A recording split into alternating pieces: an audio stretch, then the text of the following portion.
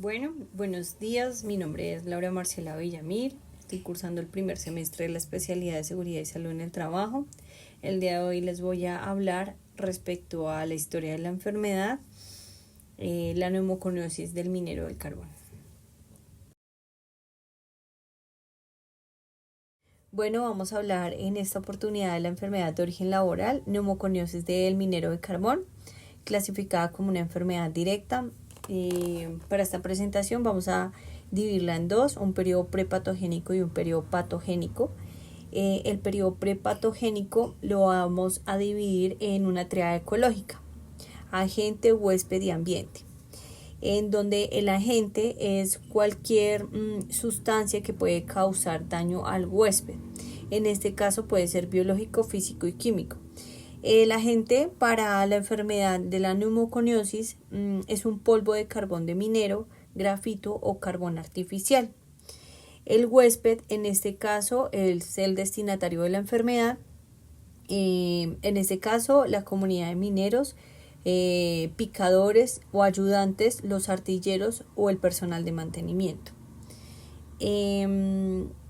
Y en el ambiente vamos a hablar de los factores medioambientales que hay que considerar: tres planos: el plano interpersonal, el plano socioeconómico y el plano sociocultural, cultural e ideológico.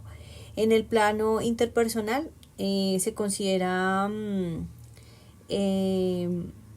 la necesidad laboral. En el plano socioeconómico, la promiscuidad, los servicios públicos y el servicio de salud.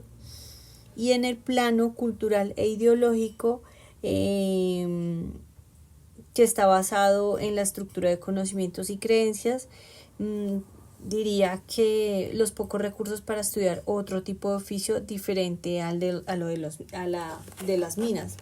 ¿Por qué? Porque en varias circunstancias se ha dado que se ha encontrado niños que trabajan en este oficio. Bueno, ahora vamos a hablar del estímulo, ¿sí? Que el estímulo es cuando se pierde el equilibrio natural entre los componentes de la triada. El estímulo lleva una etapa subclínica. El estímulo en este caso es la inhalación de polvo de carbón en la minería o grafito, que son partículas muy pequeñas de tamaño aproximadamente 100 micras, que se tomaría como un polvo grueso, o de 0.micra, que se considera un humo más condensado, que viaja a una velocidad entre 25 a 0.085 centímetros por segundo. Y esto conlleva a una etapa subclínica que se diferencia, o es una etapa en donde hay un horizonte clínico donde ya se presentan signos y síntomas respecto a la enfermedad. Entonces, dentro de la etapa subclínica, inicialmente en la enfermedad este polvo inhalado pasa por unas barreras tisulares intersticiales propias del pulmón, que conlleva a una reacción tisular en donde los macrófagos se cargan de estas partículas y son llevadas hacia las fibras. Estas partículas por lo general son hierro, estaño, bario y carbón, que a su vez genera la formación de nódulos pequeños, puede ser de 2 a 5 milímetros, o fibras masivas progresivas que se tornan negras como un infiltrado, y ya posterior del tiempo se formarían nódulos de más de 10 milímetros. Esto ya con un periodo más o menos de incubación, por así decirlo, dentro de 5 a 10 años. Posterior al evento de la etapa subclínica, se da los signos y síntomas. Entraríamos ya a una etapa clínica dentro del periodo patogénico, y los síntomas serían tos crónica, disnea, pérdida de peso, artralgias, mialgias, pérdida de apetito y fiebre, contando la fiebre como un patrón propio de una infección respiratoria. Los signos: disnea, dolor tipo pleurítico, hemoptisis, sibilancias y expectoración. Dentro del periodo patogénico encontramos el estado crónico de la enfermedad, en donde claramente ya hay un infiltrado nodular mayor de 10 milímetros. Encontramos a un paciente que al principio era asintomático, pero posterior inició con una tos crónica, luego la tos crónica se fue más severa y este paciente generalmente hace o tiene múltiples reconsultas a urgencias, ya sea por la tos crónica, por las infecciones respiratorias versus una disnea progresiva, que a su vez lo vuelve un paciente incapacitado.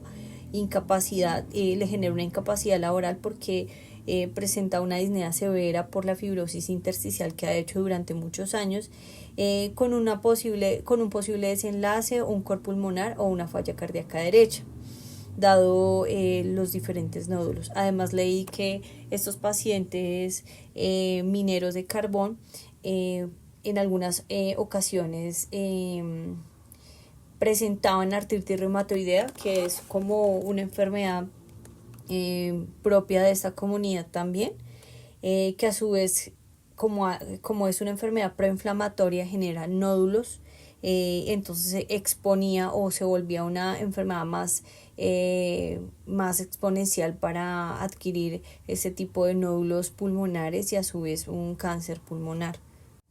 Al pasar el tiempo, el paciente puede llegar a tener una falla cardíaca congestiva, en algunos casos infarto agudo de miocardio, teniendo en cuenta los factores de riesgo como es el tabaquismo excesivo en esta comunidad y el cáncer de pulmón.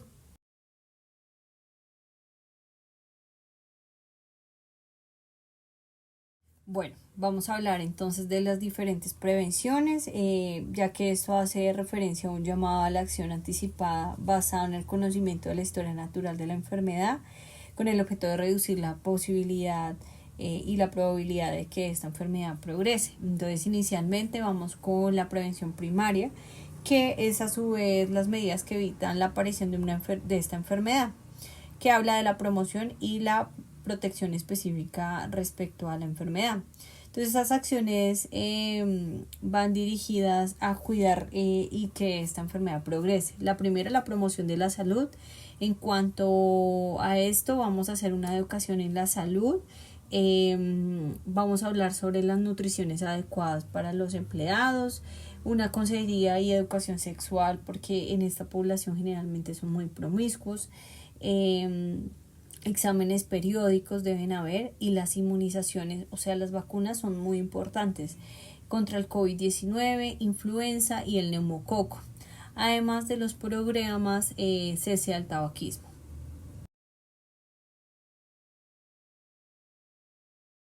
Ahora hablaremos de la prevención de la enfermedad, que entra dentro de la prevención primaria. Entonces, hablar a los empleados con respecto a que ellos conozcan los riesgos a los que están expuestos y el uso adecuado de la protección personal, la conservación, el mantenimiento de los diferentes elementos de protección. Ellos deben saber que están expuestos al silicio, al polvo de carbón, al asbesto. También se debe hablar de la higiene industrial, de que se deben delimitar zonas limpias para la preparación de comidas. De igual forma, ellos deben aprender a lavarse las manos, la cara con jabón, quitarse los elementos de protección personal y las ropas de protección antes de consumir cualquier alimento.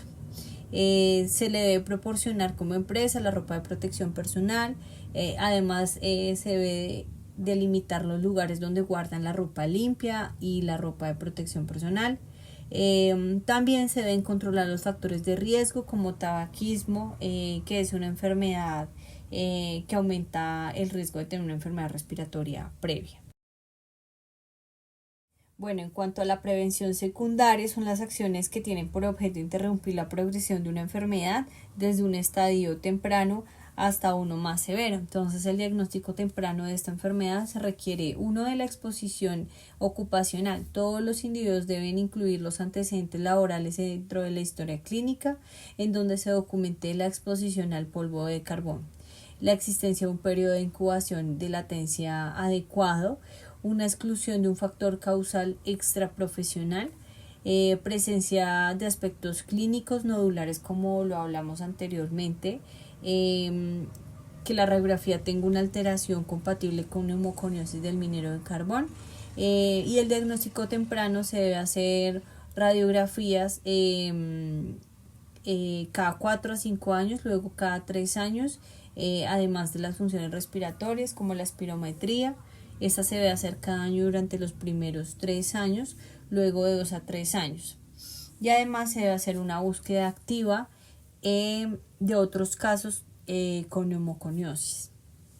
Dentro de la prevención secundaria también se debe dar un tratamiento oportuno.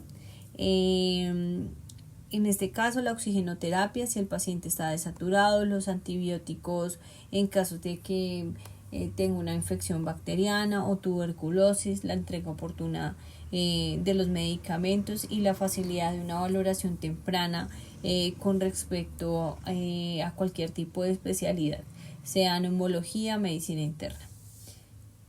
En cuanto a la prevención terciaria, ya son medidas de prevención orientadas a limitar el daño y la rehabilitación del enfermo. Estas son proveer de hospitales y clínicas para la rehabilitación, terapia respiratoria, terapias psicológicas y ocupacionales, la ubicación selectiva de estos empleados con respecto al grado de la enfermedad, y la valoración por especialidades, neumología, medicina interna, oncología,